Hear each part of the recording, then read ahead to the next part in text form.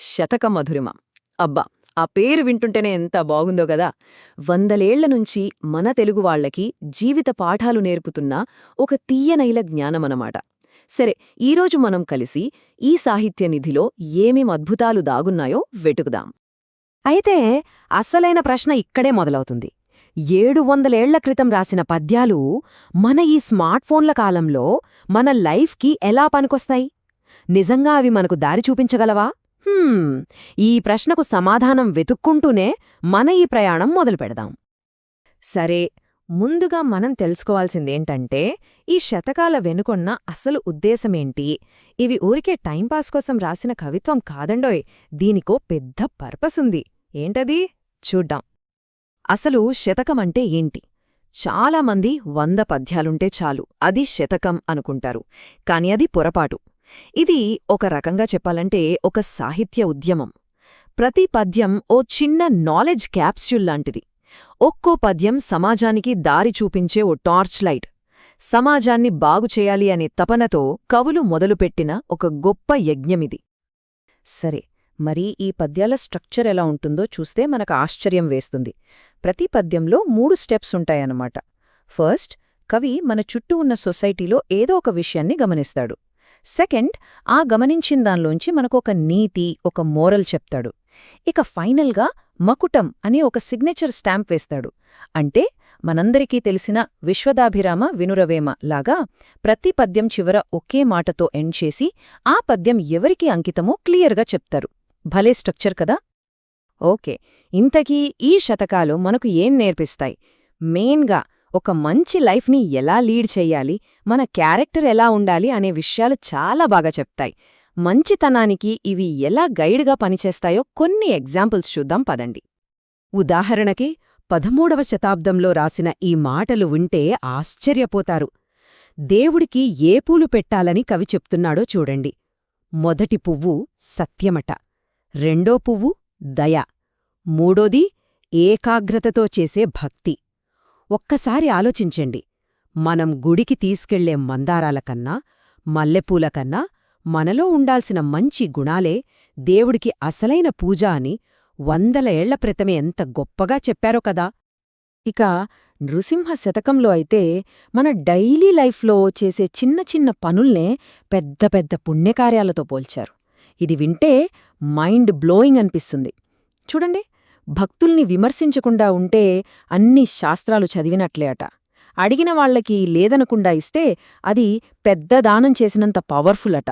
ఫ్రెండ్ని మోసం చేయకపోతే పెద్ద తపస్సు చేసినట్టే. ఇక ఇది వినండి, పరాయి స్త్రీని ఆశించకపోతే ఏకంగా బంగారు గుడి కట్టించినంత పుణ్యం వస్తుందట.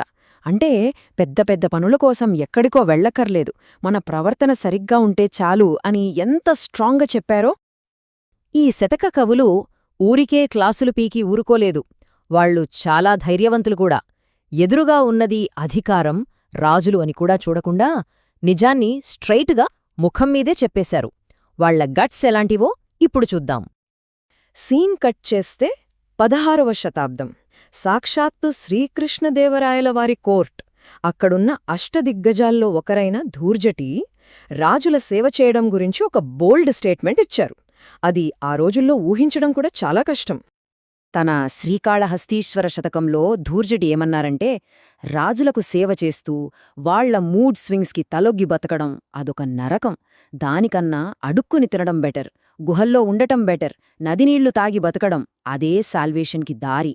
ఒక్కసారి ఆలోచించండి, లగ్జరీల కన్నా సెల్ఫ్ రెస్పెక్ట్కి, ఫ్రీడమ్కి ఆనాటి కవులు ఎంత వాల్యూ ఇచ్చారో ఈ ఒక్క మాట చాలు మనకర్థమవడానికి. ఇక వేమన దగ్గరికొస్తే ఆయన మాటలు కొరడ దెబ్బల్లా ఉంటాయి. చాలా స్ట్రెయిట్ ఫార్వర్డ్.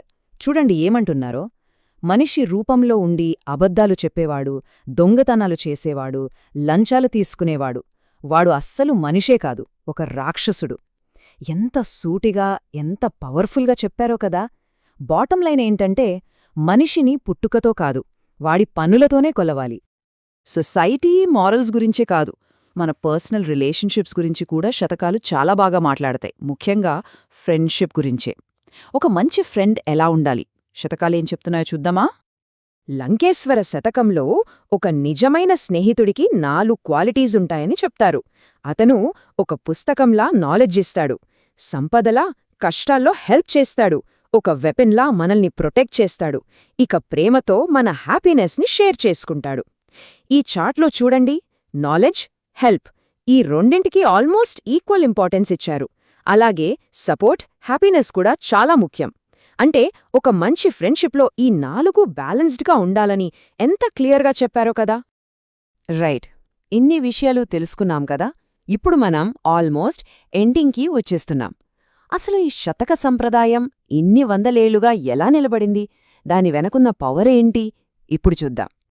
ఈ టైమ్లైన్ ఒక్కసారి గమనించండి.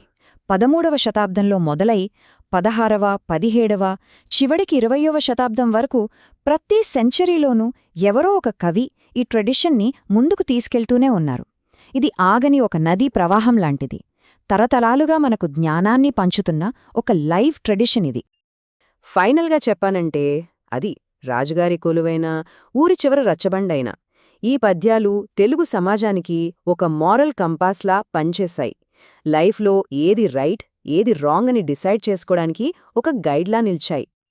సరే, ఈ ప్రయాణం చివర్లో నాదొక చిన్న ప్రశ్న. ఇవన్నీ విన్నాక ఈ పురాతన జ్ఞానంలో ఏ ఒక్క మాటైనా సరే మీ మనసుకి, మీ మోడర్న్ లైఫ్కి బాగా కనెక్ట్ అయింది? ఒక్కసారి ఆలోచించండి. ఎందుకంటే కాలం మారుతుంది, టెక్నాలజీ మారుతుంది, కానీ మనిషి బేసిక్ నేచర్ మారదు. మనిషికి అవసరమైన జ్ఞానం కూడా అస్సలు మారదు.